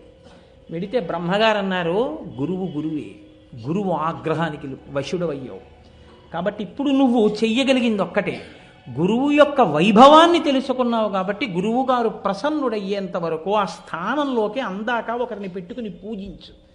పోన్లే మారాడు కదా అని మళ్ళీ గురువు ప్రసన్నుడవుతాడు. విశ్వరూపుణ్ణి తీసుకొచ్చాడు, మారాడా ఇంద్రుడు? ఆయన తన మాతృ సంబంధమైన రాక్షసులకి హవిస్సులు ఇస్తున్నాడని కోపం వచ్చి ఆయన కుత్తుక కత్తిరించాడు. తండ్రి అయిన త్వష్ట ప్రజాపతి హోమం చేశారు. హోమం చేసి ఇంద్రశత్రువు వివర్ధస్వ అంటూ హోమం చేశాడు ఆయన. ఇంద్రువుని సంహరించగలిగిన శత్రువు ఉద్భవించుగా, కానీ స్వరం తప్పి ఇంద్రుడి చేతిలో సంహరింపబడేటటువంటి శత్రువు జన్మించుగాక అని అర్థం వచ్చింది. స్వరం ప్రధానం మంత్రానికి. ఇప్పుడు అందులోంచి వృత్రాసురుడు వచ్చాడు. భయంకరమైన రూపంతో 3 లోకాలని గడగడలాడిస్తున్నాడు. ఇంద్రుణ్ణి మింగేశాడు ఆయన. నారాయణ కవచాన్ని పారాయణ చేస్తున్నాడు కాబట్టి బతికి బట్టగట్టాడు. అటువంటి వృత్రాసురుణ్ణి చంపడానికి మార్గం లేక మహానుభావుడు శ్రీమన్నారాయణుడికి మొరపెట్టుకుంటే, మామూలు వస్త్రాలతో నువ్వు ఆయన్ని ఏం చేస్తావురా, వృత్రాసురుణ్ణి ఏం చెయ్యలేవు, మహానుభావుడు బ్రహ్మజ్ఞాని త్యాగమూర్తి దధీచి దగ్గరికి వెళ్ళి గురువు యొక్క వైభవం ఏమిటో తెలియాలి ఇంద్రుడికి. దధీచిని వెళ్ళడుగు శరీరమే ఇచ్చేస్తాడు. ఆయన ఎముకలతో విశ్వకర్మ నీకు ఆయుధం చేసిస్తాడు, వజ్రాయుధం. వెళ్ళమంటే దధీచిని అడిగారు. అది గురు వైభవం అంటే. దధీచి అన్నాడు, శరీరం ఎప్పుడో అప్పుడు పడిపోతుంది, ఒకరి ఉపకారానికి పడిపోతే ఏం కావాలి తీసుకోండని కుంభకం చేసి ప్రాణాలని పైకి తీసుకొచ్చి ఆత్మని చైతన్యంలో కలిపేసి శరీరాన్ని విడిచిపెట్టాడు. దధీచి యొక్క ఎముకలతో ఆనాడు తయారు చేసిన వజ్రాయుధాన్ని చేత పట్టుకుని వృత్రాసుడిని సంహరించాడు. చంపడం తేలిక చంపేశాడు. కానీ ఇప్పుడు బ్రహ్మహత్యాపాతకం వెంటబడింది. అది వృద్ధ స్త్రీ రూపంలో ఎర్రటి చీర కట్టుకుని కుష్ఠరోగంతో క్షయరోగంతో ఒంట్లోంచి చీము నెత్తురు కారుతుంటే పుల్లటి వాసనతో ఊపిరిలో చేపల కంపుతో ఎక్కడికి వెడితే అక్కడ వెంటొచ్చింది. 10 దిక్కులు తిరిగాడు, ఊర్ధ్వలోకాలకు వెళ్ళాడు. ఎక్కడికి వెళ్ళినా తన వెనకాతలే ఉంది. అసలు ఆవిడ వెనక ఉన్నంత వరకు ఇహ మనశ్శాంతి లేదు. ఇప్పుడు ఎక్కడికి వెడితే తన వెంటపడ్డం మానేస్తుందని ఆలోచించాడు. ఈశాన్యం పరమేశ్వర స్థానం కాబట్టి ఈశాన్యమున ఉన్న మానస సరోవరానికి ఎడతానన్నాడు. అందుకని మానస సరోవరానికి గొప్పతనం వచ్చింది. మానస సరోవరం దగ్గరికి వెళ్ళి పరమేశ్వర స్థానానికి దగ్గరలో ఉంది కాబట్టి దానిలో కూడా పైకి ఎక్కడ తల తిప్పితే కనపడుతుందోనని ఒక తామర తూడులోకి దూరి కూర్చున్నాడు 1000 ఏళ్ళు. ఈలోగా నహుషుడు ఇంద్రుడయ్యాడు. ఇంద్రుడై ఇంద్ర పదవిలో కూర్చోవడం కాదు, శచీదేవిని పొందాలన్నాడు. ఇన్ఛార్జి పోస్టులోకి వచ్చినవాడు ఇన్ఛార్జి పోస్టులో ఉండాలి. అలా ఉండడం మానేసి ఇంద్రుడి భార్య శచీదేవి కావాలన్నాడు. అప్పుడు ఆవిడ వెళ్ళి బృహస్పతిని అడిగింది, ఎలా నాకు తప్పుతుంది ఈ ప్రమాదం అని. గురువు ప్రసన్నుడు. ఆవిడికి ఆపద వచ్చిందనేటప్పటికీ ఇంద్రుడు ప్రవర్తించిన కృతజ్ఞతని మరిచిపోయాడు. సప్తర్షులు మోసిన పల్లకి ఎక్కి రా, నీకు భార్యనవుతానని చెప్పన్నాడు. సప్తర్షుల పల్లకీలో రా అంది. అంటే వెర్రివాడు సప్తర్షులతో పల్లకి మోయిస్తున్నాడు. అగస్త్యుడు పుట్టివాడు. ఆయన పాపం గబగబా అడుగులు వేయలేకపోతున్నాడు. ఈయనకి తొందర, ఎప్పుడెప్పుడు శచీదేవి పొందుదామా అని. అందుకని ఆయన్ని తొందర చేసి సర్ప అన్నాడు. తొందరగా అన్నాడు. ఆయనకి కోపం వచ్చి పైకి చూసి అన్నాడు, సర్ప అని నన్ను పొడుస్తావు, పొట్టివాడిని, కాళ్ళు ఇంతకన్నా పడవు, సర్ప అని నన్ను తోసావు కాబట్టి నువ్వు పైనుంచి కిందకి సర్పం అయిపోడు అన్నాడు. పామై కింద పడ్డాడు. అప్పుడు 1000 సంవత్సరాల తర్వాత యాగం చేసి ఇంద్రుడు తన పాపాన్ని పోగొట్టుకుని పరమేశ్వర స్థానానికి దగ్గరగా 1000 ఏళ్ళు ఉన్నాడు కాబట్టి అప్పుడు పోయింది బ్రహ్మహత్యాపాతకం. అప్పుడు బయటికి వచ్చి మళ్ళీ ఇంద్రపదవిలో కూర్చున్నాడు. ఏమయ్యా ధర్మరాజా, ఇంతకన్నా పెద్ద కష్టమా నీది అని అడిగాడు. ఇది మాట్లాడడం అంటే, ఇది ధౌమ్యుడు అంటే. ఇప్పుడు ధర్మరాజు గారికి వాళ్ళ కష్టం ముందు నా కష్టం ఏ పాటి, నేనంత కష్టమేం పట్టలేదుగా. ఎంత పెద్ద మాట తీసుకొచ్చి వేసేశాడో చూడండి. మొట్టమొదటి నిషదాద్రియంద నిమిషపతి ప్రచ్ఛన్న సంచరణమున వర్తించుటయును. తన రూపం కూడా కాకుండా ప్రచ్ఛన్నంగా కామరూపంలో వేరొక రూపంలో తిరిగాడయా ఇంద్రుడు. అదితి గర్భంబున అవతారమై వామనాకారమున హరి అడగుటయును. చిత్రం ఏమిటో తెలుసా అండి, పద్యం అంతా గురువైభవం మీద పెడుతోంది. మీరు గమనించండి. ఎందుకో తెలుసా, చెప్పడం తేలికండి, 'అంటాడేమో అలా అనడు ధర్మరాజు. చెప్తున్న గురువుల మాట వినాలి. ఎందుకు అదితి గర్భంలో అడిగాడు వామనమూర్తి అయి అణగి ఉన్నారట. ఎవరు? శ్రీ మహావిష్ణువు. ఎవరు శ్రీ మహావిష్ణువు అంటే సమస్త విశ్వమునందు వ్యాపించి ఉన్నవాడు. ఇందుగలడు అందులేడని సందేహము వలదు చక్రి సర్వోపగతుండు, ఎందెందు వెదకి చూచిన అందందే కలడు దానవాగ్రణి వింటి. అటువంటి వాడు అదితి కడుపులో అణిగి మణిగి పడున్నాడు కొన్ని నెలలు. ఎందుకు పడి ఉండాలి అలాగా? ఒక్కటే కారణం. ఒకానొకప్పుడు ఇంద్రుడు బృహస్పతి యొక్క అనుగ్రహాన్ని పోగొట్టుకుని కాదు, ఇంద్రుడు బృహస్పతిని ఎంత సేవించాడో అంతకన్నా సేవించాడు బలిచక్రవర్తి శుక్రాచార్యుల వారిని. గురువుగారి ప్రసన్నత అంటే అంతే శుక్రాచార్యుల వారు అనుగ్రహించారు. రావయ్య ఇంత సేవ చేశావు, నీకు వైభవం ఇప్పిస్తానన్నాడు. విశ్వజిత్ యాగం చేయించాడు. యాగం పూర్తయింది. యాగమధ్యంలోంచి బ్రహ్మాండమైనటువంటి స్వర్ణ తేరు పైకొచ్చింది. దాని మీద వస్త్రం కప్పి ఉంది. దానిని పూంచినటువంటి సింహాలు, దానికి అక్షయమాన తూణీరాలు, గొప్ప ధనస్సు, ఆయుధాలు అన్నిటితో రథం పైకొచ్చింది. బలిచక్రవర్తి ఆ రథం మీద కూర్చుని ఇంద్రుణ్ణి ఓడించడానికని చెప్పి దేవలోకానికి వెళ్ళాడు. వెడితే ఆయన ఉద్ధతికి తట్టుకోలేకపోయాడు. తట్టుకోలేక ఇంద్రుడు బృహస్పతి దగ్గరికి వెళ్ళాడు. వెళ్ళి నేను ఇవాళ బలిచక్రవర్తిని ఎదిరించి నిలబడలేకపోతున్నాను, ఎలా నేను ఈ ఇంద్రవైభవం నిలబెట్టుకోవడం అన్నాడు. ఆ రోజున బృహస్పతి చెప్పిన మాట ఏమిటో తెలుసా అండి? గురువు గారి అనుగ్రహంతో ఇవాళ బలిచక్రవర్తి నిన్ను కూడా నిగ్రహించగలిగిన స్థితికి వచ్చేశాడు. గురువులంతా సేవించాడు. గురువు అనుగ్రహం మనశ్శాంతికి కారణం.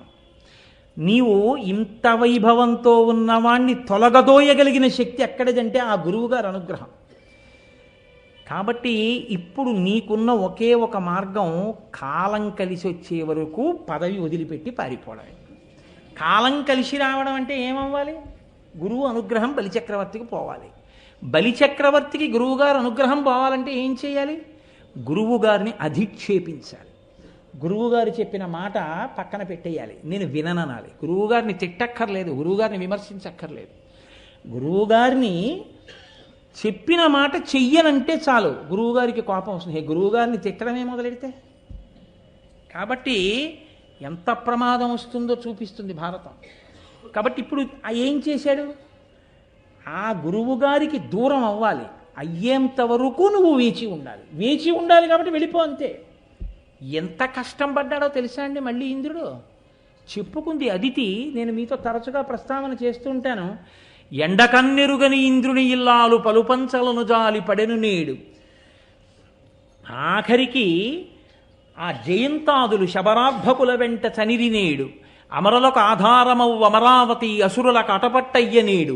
బలి జగములనెల్ల బలిగిచునున్నాడు వాని గెలువరాదు వాసవనకు. యాగభాగమెల్ల అతడు ఆహరించును కడగి దేవతలకొక్క కడియ నీడు అని చెప్పుకుంది. ఇవాళ బలిచక్రవర్తి ఏ స్థితికి వెళ్ళిపోయాడో తెలుసా? రాజ్యాన్నంతటినీ ఆక్రమిస్తే ఇంద్రుడు ఎక్కడైనా ఉన్నాడని తెలిస్తే శత్రుశేషం మిగలకూడదని చంపేస్తాడేమోనని అరణ్యాలు పట్టి పారిపోయాడు. నా కోడలు ఎండకన్నెరుగని శచీదేవి ఎక్కడో పలు పంచలను జాలి పడిన నేడు 10 ఇళ్లల్లో ఊడిగం చేసుకుంటాను. కలిమి గారాబు బిడ్డలు జయంతాదులు శబరార్భకుల వెంట తనిరి నేడు. ఐశ్వర్యానికి మారుపేరైనటువంటి జయంతాదులు ఇంద్రుడి కొడుకులు ఎక్కడో ఆ బిల్లుపుత్రులతో కలిసి అరణ్యంలో ఆడుకుంటున్నారు. అమరులకు ఆధారమవు అమరావతి అసురులకు అటపట్టయ్య నేడు. దేవలోకానికి రాజధాని అయిన అమరావతి రాక్షసులు ఇవాళ ఆటపట్టుగా స్వీకరించారు. బలి జగములనెల్ల బలిగిచునున్నాడు వాని గెలువరాదు వాసవునకు. ఇవాళ ఇంద్రుడు గెలవలేడు. నా కొడుకు రాజ్యభ్రష్టుడైపోయాడు. ఆఖరికి నా కొడుకు పరిస్థితి ఎలా అయిపోయిందంటే కడగి దేవతలకొక్క కడియ నీడు. హవిస్సులు ఇస్తుంటే బలిచక్రవర్తి అంతా పుచ్చుకుంటున్నాడు. ఇంద్రుడికి వెళ్ళవలసిన హవిర్భాగాన్ని కూడా ఇంద్రుడికి ఇవ్వట్లేదు. అన్నం లేక ఏడుస్తున్నాడయా నా కొడుకు. నా కొడుక్కి ఎలా వస్తుంది మళ్ళీ ఇంద్రపదం అని అడిగింది. ఎవరిని? కశ్యప ప్రజాపతిని అడిగింది. గురుస్వరూపం. యోమే భర్తా సమీ గురు తం నిత్యమనురక్తాస్మి యథారూపాం సువర్చల అంటుంది సీతమ్మ. భర్తని మించిన గురువు లోకంలో ఉండడు. కాబట్టి భర్త గారిని అడిగింది. ఆయన అన్నాడు, నన్ను అడుగుతావే? భగవంతున్ పరమున్ జనార్దనన్ కృపాపారీడు సర్వాత్మకున్ శ్రీహరి సేవచేయు మతడున్ సంతుష్టును పొంది నీకకు ఇష్టార్థములెల్లనిచ్చు అఖిలార్థావ్యాప్తి చేకూరిడిన్ భగవత్సేవల పొందరాది బహు సౌభాగ్యంబులన్ ప్రేయసి. నన్ను అడుగుతాయేటి? పరమాత్ముడు సేవిస్తే పొంగిపోయేవాడు శ్రీమన్నారాయణుడిని అడుగు, ఆయన ఇస్తాడు వైభవం అన్నాడు.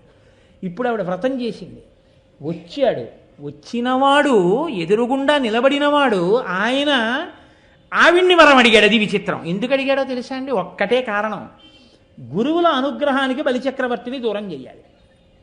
దూరం చేసేస్తే చాలు, అయిపోతుంది, అంతే, కథ నడిచిపోతుంది. కాబట్టి ఇప్పుడు ఆయన అన్నాడు, అమ్మా నాకే కోరికగా ఉందమ్మా, నీ కడుపున పుడతానం, నాకున్ వేడుక పుట్టు నీసుతుడనై నర్తించి వర్తింపగా, నీ కోడండ్రును నీ కుమారవరులు నీనాథుడు నీవును సంశ్లోకింపన్ సతులున్ పతుల్ సమ్మోదింప రాత్రించరులు శోకింపన్ భవదీయ గర్భమున తేజోమూర్తి జన్మించదన్, నాకున్ వేడుక పుట్టు నీసుతుడనై నర్తించి వర్తింపగా. అమ్మ నీ కొడుకులు కోడళ్ళు నీ భర్త సంతోషించేటట్టు నీ కడుపున పుట్టాలనుందమ్మా, అమ్మ పుట్టనా అమ్మా అని అడిగాడు. అడిగితే ఆవిడ పొంగిపోయింది, అంతకన్నా భాగ్యమా, తప్పకుండా పుట్టవయ్యా అని. ఆవిడ అసలు ఎందుకు తపస్సు చేసింది, ఎందుకు చేసింది వ్రతం? ఇంద్రుడికి రాజ్యం కోసం. ఇంద్రుడికి రాజ్యం ఇవ్వడానికి ఈశ్వరుడు ఇంద్రుడికి తమ్ముడు అయ్యాడు, ఉపేంద్రుడు అయ్యాడు, అదితికి కొడుకుగా పుట్టి. ఇప్పుడు ఆయన శ్రావణ ద్వాదశి నాడు శ్రోణనభిజిత్ సంజ్ఞాత లగ్నంబునన్ భువనాధీశుడు పుట్టె వామనగతిన్ పుణ్యవ్రతోపేతకున్ దివిజాధీశ్వరు మాతకున్ పరమపాతివ్రత్య విఖ్యాతకున్. శ్రావణ ద్వాదశి నాడు వామనమూర్తి అయి పుట్టారు. చిన్న పిల్లవాడు వెళ్ళనే వెళ్ళాడు బలిచక్రవర్తి చేస్తున్నటువంటి యజ్ఞవాటం దగ్గరికి. కొందరితో చర్చించును, కొందరితో జటలు చెప్పు గోష్ఠించేయున్, కొందరితో తర్కించును, కొందరితో ముచ్చటాడు, కొందరు నవ్వున్. వాళ్ళతో వేదం గురించి మాట్లాడుతున్నాడు. మీ గురువుగారు ఎవరంటున్నాడు, మీరు స్వరం తప్పు చెప్పారంటున్నాడు, ఈ పన్నం ఎక్కడదంటున్నాడు. వాళ్ళందరూ తెల్లబోతున్నారు, ఈ పిల్లాడేమిటి, ఈ తేజస్సు ఏమిటి, ఇంతున్నాడు, ఈ వామనమూర్తి ఏమిటి, ఎక్కడి నుంచి వచ్చాడు, ఇప్పుడే ఉపనయనం చేసుకున్న వాళ్ళే ఉన్నాడు, అబ్బో అబ్బో ఎంత అందంగా ఉన్నాడు, శుంభుండో హరుడో పయోజభవుడో చండాంశుడో వహ్నియో దంభాకారత వచ్చకాక ధరణి ధాత్రీసురుండెవ్వడి శంభోద్యోతనుడి పయోజభవుడంచున్ విస్మయభ్రాంతులై సంభాషించిరి బ్రహ్మచారికని తత్సభ్యుల్ రహస్యంబునన్. ఎవర్రావి ఈ పిల్లాడు, పరమశివుడు వచ్చాడా, అగ్నిహోత్రుడు వచ్చాడా? వాళ్ళు తెల్లబోయారు. వెళ్ళనే వెళ్ళాడు బలిచక్రవర్తి దగ్గరికి. వెళ్ళి ఏమీ తెలియని వాళ్ళ, ఏమి కావాలో అడగవయ్యా ఇచ్చేస్తానన్నాడు. గొడుగో జన్నిదమో కమండలయో నాకు ముంజియో దండమో బడుగేనెక్కడ కరుల్ వామాక్షుల శ్వంబులెక్కడ నిత్యోచిత కర్మమెక్కడ మలాకాంక్షితంబైన 3 అడుగుల మేర ఎత్రోబకిచ్చుటదే బ్రహ్మాండంబు నా పాలికిన్. నాకెందుకయ్యా అవిస్తానంటావు, నాకు అవన్నీ అక్కర్లా, 3 అడుగుల నేల చాలు. అది కూడా ఎలా 3 అనలేదు, 1-2 అడుగుల మేర ఇమ్ము సొమ్ము మేరయల్లా కోర్కె తీర బ్రహ్మ కూకటి ముట్టేద దానకుతుక సంద్ర దానవేంద్ర అన్నాడు. 1-2 అడుగులు ఇమ్మన్నాడు. 2 అంటే 1 భూమి, 1 పైన ఆకాశం కొలిచేస్తా, 3వ అడుగు ఎక్కడ పెట్టినాను అడుగుతా, ముందే చెప్పాడు. 1-2 అడుగుల మేర ఇమ్ము సొమ్ము మేరయొల్లా కోర్కె తీర బ్రహ్మ కూకటి ముట్టేదా, బ్రహ్మాండం అంతా ఇచ్చేసినట్టే ఇచ్చానను అన్నాడు. పొంగిపోయాడు. రమ్మా మానవ కొత్తమ చెమ్మా నీ వంచితంబు లేదనకిత్తున్, రమ్మ తెమ్మా నీ పాదమ్ములు కడిగెదనే సుమ్మా అంటూ బంగారు పాత్ర తీసుకొచ్చి వింజావళి నీళ్లు పోస్తుంటే కాళ్ళు కడిగి ఇచ్చేయడానికి సిద్ధపడ్డాడు. గబగబా పరిగెత్తుకొచ్చాడు శుక్రాచార్యుల వారు. ఊరే చాలా కాలానికి దేవలోకం గెలిచి ఇంద్రుడిని గెలిచావురా, వచ్చినవాడు ఎవరో తెలుసా? శ్రీ మహావిష్ణువు. ఇచ్చేస్తానంటున్నావు పిచ్చాడా, ఇచ్చిన తర్వాత కొలుస్తాడు. 2 అడుగుల్లో అన్నీ కొలిచి 3వ అడుగు ఎక్కడెట్టనని నీ నెత్తి మీద పెడతాడు. నా మాట విను, ఇవ్వనను వారిజక్షులందు వైవాహికములందు ప్రాణవిత్తమాన భంగమందు జిగిత గోకులాగ్ర జన్మరక్షణమందు పలికి బొంకవచ్చు పాపంబు లేదు అనుహ అన్నాడు. ఏం పర్వాలేదని కొన్ని సందర్భాలు చెప్పి అవన్నీ ఇప్పుడు పాటించకూడదండోయ్ ఆ యుగంలో నీతి. కాబట్టి ఏం పర్వాలేదు, అబద్ధం చెప్పి అన్నాను కానండి నేను ఇవ్వనండి అని అంటే పత్రికలు వక్రీకరించాయి అన్నట్టుగాని అన్నాడు. అంటే ఆయన అన్నాడు, అన్నన్నా ఎంత మాట అండి, ఒకసారి ఇస్తానన్నానంతే, ప్రాణమే పోనివ్వండి, నాకు భయం లేదు. అయినా గురువుగారు నేను మాట అంటాను, ఇవ్వద్దంటారేంటి? ఆదిన్ శ్రీసతి కొప్పుపై తనువుపై అంశోత్తరీయంబుపై ఆ పాదాబ్జంబులపై కపోలతటిపై పాలిండ్లపై నూత్న మర్యాదం చెందు కరంబు క్రిందగుట ఆపైనా కరంబుంటమేల్ కాదే రాజ్యము గిజ్జమున్ సతతమే కాయంబు నాపాయమే అన్నాడు. లక్ష్మీదేవి తల మీద, కొంగు మీద, పాదాల మీద ఆవిడ ఒళ్ళంతా తడిమి ఆవిడ పొంగిపోయేటట్టు ఉండగలిగినటువంటి ప్రీతితో సత్కారమును పొందగలిగిన చెయ్య, లోకములను రక్షించగలిగిన ఇందరికీ కోరికలను తీర్చే చెయ్యి, కందువకు మంచి బంగారు చెయ్యి అంటారు అన్నమాచార్యుల వారు. ఆ చెయ్యి కింద, నా చెయ్యి పైన, ఇన్నాళ్ళకి అందరికీ ఇచ్చేవాడు కింద పెట్టాడు, నేను ఆయనకి ఇచ్చేవాడిని అయ్యాను. ఇవ్వద్దంటారేమిటి? రాజ్యమే పోనివ్వండి, నా శరీరమే పోనివ్వండి, ఇచ్చేస్తా అన్నాడు. ఓహో, ఇందుకోసమా యాగం చేయించి నీకు రాజ్యం ఇప్పించింది, అట్లాగే నీ రాజ్యము నశించిపోవుగాక. ఏమైంది? ఇందుకోసం కదండి వచ్చాడు, అంతే. ధారపోసేశాడంతే.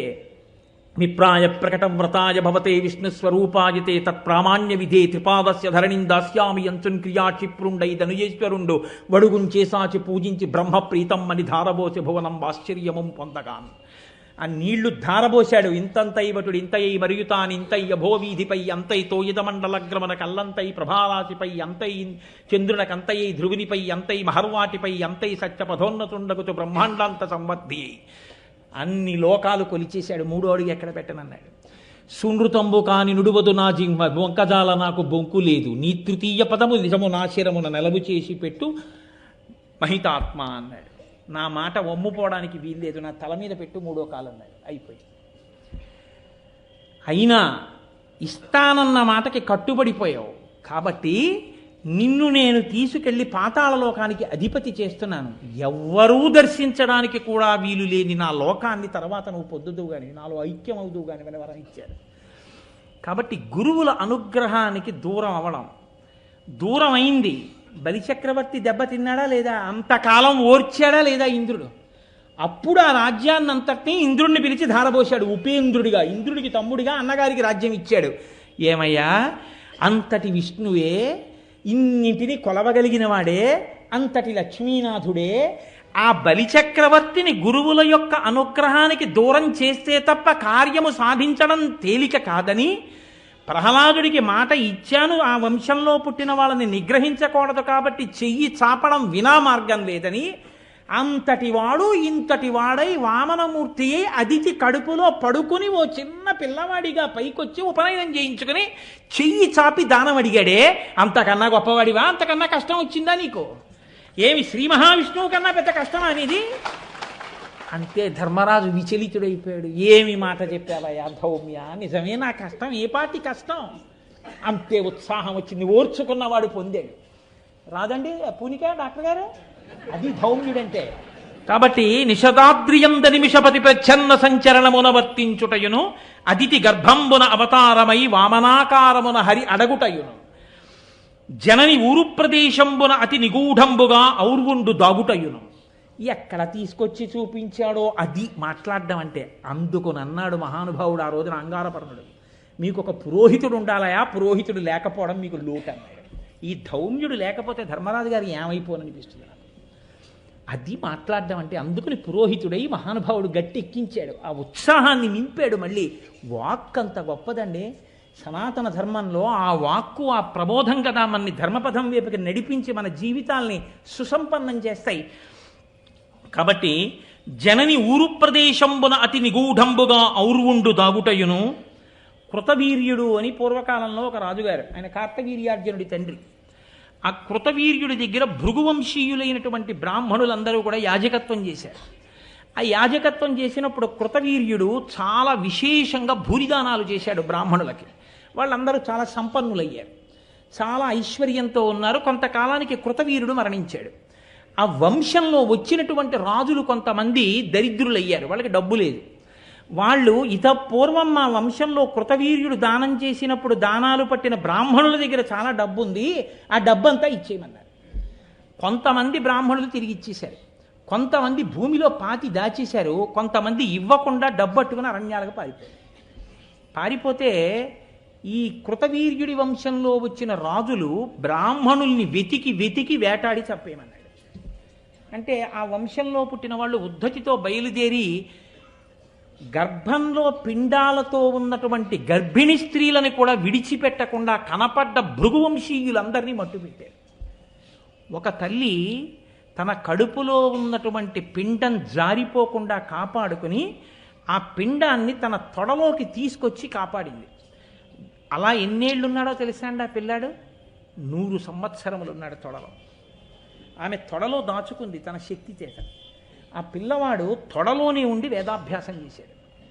వేదాభ్యాసం చేస్తే చివరికి అరణ్యంలో ఎవడో కనిపెట్టాడు, ఆవిడ తొడలో గర్భం ఉంది, గర్భంలో ఓ పిల్లవాడు పెరుగుతున్నాడని.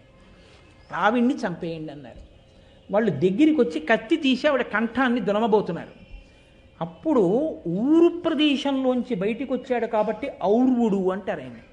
ఆ పిల్లవాడు వెంటనే తొడలోంచి బయటికి వచ్చి వాళ్ళని తీవ్రమైన దృష్టితో చూశాడు. వాళ్ళందరికీ కళ్ళు పోయాయి.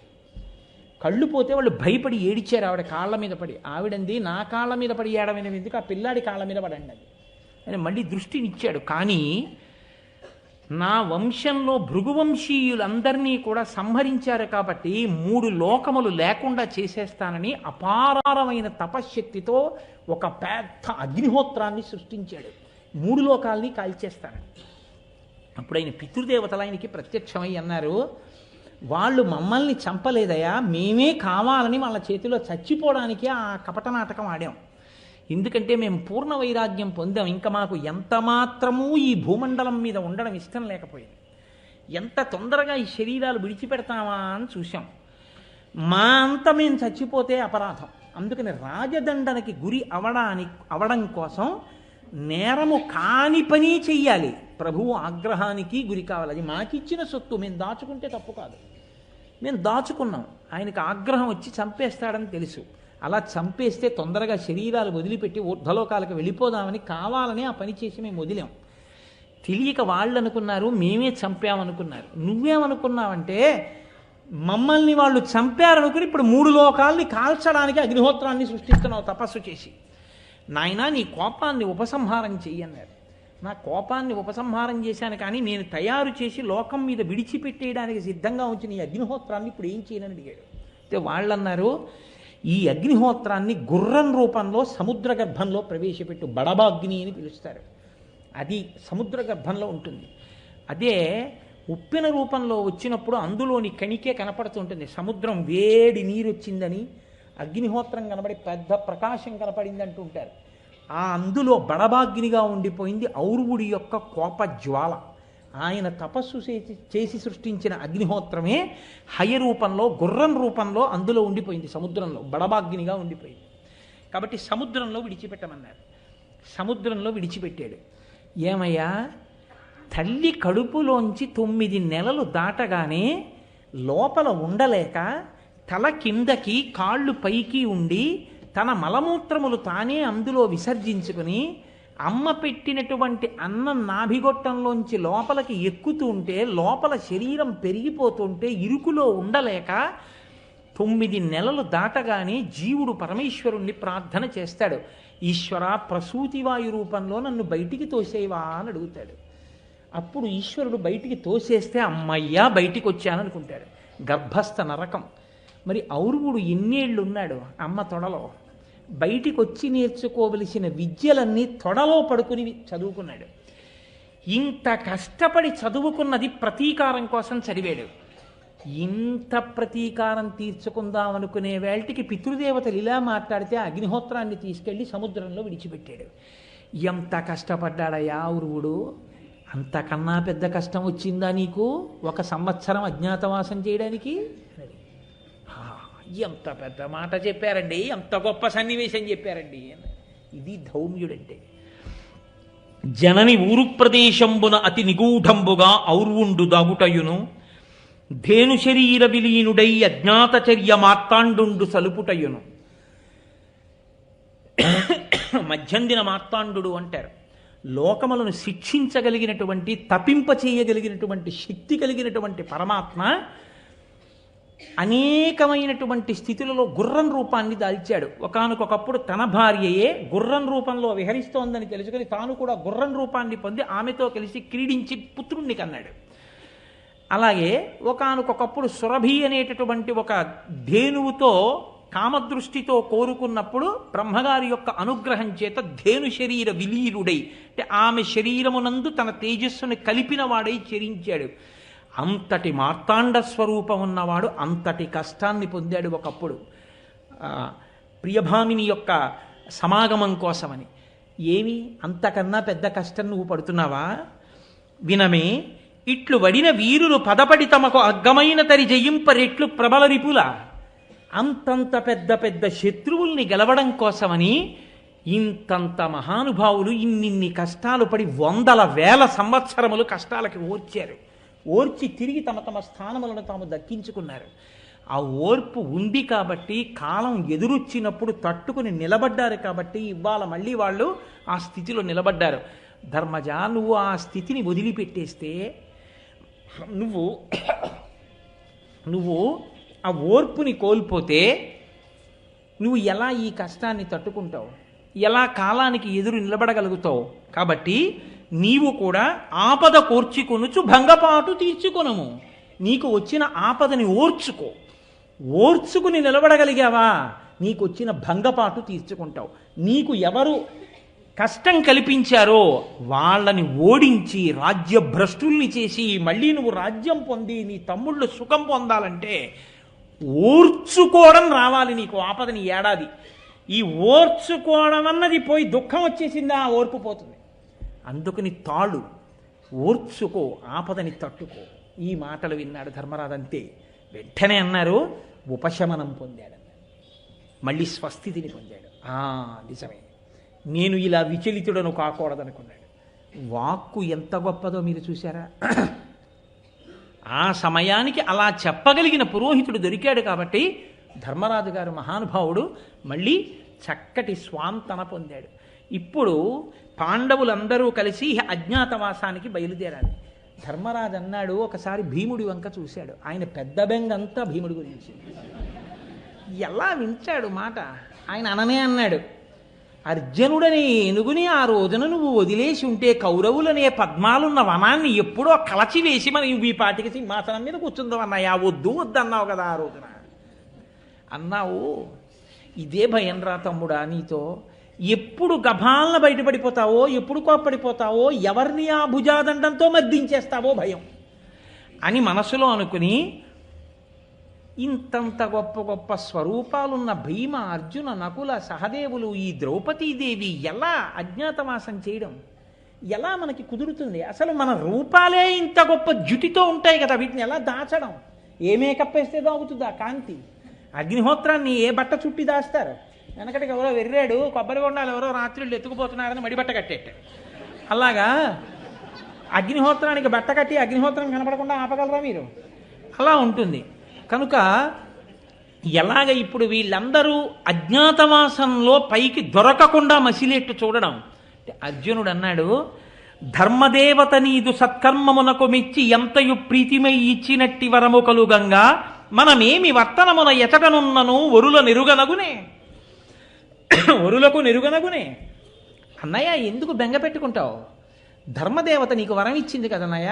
అజ్ఞాతవాస కాలంలో మీకు ఏ ఇబ్బంది రాదు, మిమ్మల్ని ఎవరు గుర్తించలేరు అని చెప్పింది కదా. కాబట్టి అన్నయ్య బెంగ పెట్టుకోక, మనల్ని ఎవరు గుర్తించారు, మనం అజ్ఞాతవాసం పూర్తి చేస్తామన్నాడు. ఎక్కడది ఈ ధర్మదేవత వరం? ఇది అరణ్య పర్వంలో జరిగింది. ఒకానొకప్పుడు పాండురాజు గారు నలుగురు తమ్ముళ్లతో కూర్చుంటే ఓ బ్రాహ్మణుడు పరిగెత్తుకొచ్చి ఆయన అన్నాడు, నేను నా అరణిని తీసుకెళ్లి చెట్టు కొమ్మకి తగిలించుకున్నాను. ఒక లేడీ అటుగా పరిగెడుతూ వచ్చి చెట్టుని గుద్దుకుంది. ఆ అరణి జారి దాని కొమ్ముకి పడింది. ఆ కొమ్ముకి తగిలిన అరణితో లేడీ పారిపోయింది. ఆ అరణి లేకపోతే నా నిత్యకర్మానుష్ఠానం నడవదు. కాబట్టి ధర్మజ వెళ్ళి నాకు ఆ అరణిని తెచ్చిపెట్టా, లేడీని పట్టి అన్నాడు. అరణి అంటే మీరు చూసి ఉంటారు, వెంకటేశ్వర వైభవోత్సవాల్లో మొదటి రోజున ఆరణి మంధనము అని లౌకికాగ్నితో వెలిగించకూడదు యజ్ఞంలో అగ్నిహోత్రాన్ని. అందుకని ఆ కొయ్యతో చేయబడినటువంటి దాంట్లో కొద్దిగా పదార్థాన్ని ఉంచి తిప్పితే ఆ వేడికి పైకి ఆ ఘర్షణకి నిప్పు పైకి వస్తుంది. అలా మధించేటటువంటి ప్రక్రియకి ఉపయోగపడే సాధనాన్ని అరణి అంటారు. అది ప్రతిరోజు అగ్నిహోత్రం చేసే అలవాటు ఉన్నటువంటి బ్రాహ్మణులకు ఉపయోగపడేటటువంటి సాధనం. అది లేకపోతే నిత్యాగ్నిహోత్రం నడపడం కష్టం. కాబట్టి ఆ అరణిని తెచ్చిపెట్టమన్నాడు. మీరు జాగ్రత్తగా గమనించాలి. 5 పరిగెత్తారన్నారు. ఒక లేడీకి 5 పరిగెత్తాలండి? అందులో అర్జునుడు చాలడా? కాదు. ఎందుకు 5 పరిగెత్తారంటే, ఒక బ్రాహ్మణుడికి వచ్చిన కష్టాన్ని, ఒక వేదం చదువుకున్న వాడికి వచ్చిన కష్టాన్ని, వాడి నిత్యకర్మానుష్ఠానికి వచ్చిన వైక్లభ్యాన్ని తొలగించడంలో పాండవులకి ఉన్నటువంటి నిష్ఠ అటువంటి. కాబట్టి ఇప్పుడు 5 పరిగెత్తారు. 5 లేడీ మీద బాణాలు వేశారు. చిత్రం ఏమిటంటే, దొరికి ఆ లేడీ దొరకకుండా తప్పించుకుని అరణ్యంలో పారిపోతూనే ఉంది. ఆఖరికి పాండవులు లేడిని వెతుకుతూ అరణ్య మధ్యంలోకి వెళ్ళిపోయారు. ఓ మర్రి చెట్టు కింద కూర్చున్నారు. విశేషమైన దాహం వేసింది. ధర్మరాజు గారు అన్నాడు నకులుణ్ణి పిలిచి, నకులుణ్ణి పంపడానికి ఒక రహస్యం కూడా ఉంది. ఓ అక్కర్లేని ప్రస్తావన ఒకటి తీసుకొచ్చాడు నకులుడప్పుడు. అందుకని ఆయన్ని పంపడం కోసమని అన్నాడు, నీ సోదరులు దాహంగా ఉంది, అందుకని నువ్వు చెట్టు మీదకి ఎక్కి చూసి ఇక్కడెక్కడైనా నీటి కయ్య కనపడితే దాహం తీర్చుకోవడానికి నీళ్లు పట్టరా, నువ్వు తాగి నీళ్లు పట్టరా అన్నాడు. అంటే ఆయన చెట్టెక్కి చూసి దూరంగా కనపడుతోంది అన్నయ్య, నేను వెళ్ళి నీళ్లు తెస్తానని ఆ సరోవరం దగ్గరికి వెళ్ళాడు. వెళ్ళి నీళ్లు తాగుదామని దిగుతుంటే అదృశ్య రూపంలో ఎవరో పలికారు, ఈ సరోవరం నాది, నువ్వు లోపలికి దిగి నీళ్లు తాగడానికి వీల్లేదు, నా ప్రశ్నలకు జవాబు చెప్పి అప్పుడు నీళ్లు తాగాలి. నీ ప్రశ్నలకి నేను జవాబు చెప్పడం ఏమిటని నీళ్లు తాగేశాడు. వెంటనే ప్రాణములు పోయినవాడు ఎలా పడిపోతాడో అలా పడిపోయాడు ఒడ్డున. నకులుడు రాలేదు, సహదేవుడు వెళ్ళాడు, సహదేవుడు రాలేదు, భీముడు వెళ్ళాడు, భీముడు రాలేదు, అర్జునుడు వెళ్ళాడు, నలుగురు పడిపోయారు. ఇప్పుడు కట్టకడపటన ధర్మరాజు గారే వెళ్ళారు. ధర్మరాజు గారే వెళ్ళి ఆయన కూడా నలుగురిని చూసి ఆశ్చర్యపోయారు. యుద్ధం జరగలేదు, ఏ జాడలు లేవు, వాళ్ళ ఒంటి మీద గాయాలు లేవు, సామాన్యులు కారు, కులపర్వతాల్లాంటి వాళ్ళు, వీళ్ళు పడిపోవడం ఏమిటి అని దప్పిక తట్టుకోలేక నీటి కోసం దిగాడు. మళ్ళీ ఇదే మాట వినపడింది, నేను కొంగ రూపంలో ఈ నీటికంతటికి రక్షకుడిగా ఉన్నాను, ఈ సరోవరం నాది, నా ప్రశ్నలకు జవాబు చెప్పి నీళ్లు తాగు అంది. ఆయన అన్నాడు, ఒక పక్షి నా తమ్ముళ్ళని పడగొట్టలేదు, అంత శక్తి లేదు, మీరెవరో దేవతా స్వరూపులు, సరే మీరు అడగండి, నాకు చేతనైతే చెప్తానన్నాడు. అప్పుడే వచ్చే యక్ష ప్రశ్నలు అంటారు. యక్షుడి రూపంలో వచ్చి నిలబడింది ఎదురుగుండా. నిలబడి చాలా ప్రశ్నలు అడిగింది. అవన్నీ అరణ్యపర్వం చెప్పినప్పుడు మీరు విందురు కానీ చాలా చిత్రమైనటువంటివన్నీ ఉంటాయి అందులో. మనం తెలుసుకోవలసినవి, నిత్య జీవితంలో తెలుసుకోవలసినవి ఎన్నో ఉంటాయి. ఇంట్లో దేవతల ఆహారం ఎందుకు తీసుకోరు అని అడిగాడు యక్షుడు. ఇంట్లో కోడి కానీ కుక్క కానీ పెంచి అది గడప దాటి లోపలికి వస్తే ఆహారాన్ని దేవతలు ముట్టరు, ఆ ఇంట దేవతలు నిత్యము ఉపవాసంతోనే ఉంటారు, ఆకలితో ఏడుస్తూ అని చెప్పాడు ధర్మరాజు. నువ్వు చెప్పింది సత్యం అని చెప్పాడు యక్షుడు. ఎన్నిటిని అడిగాడు మహానుభావుడు.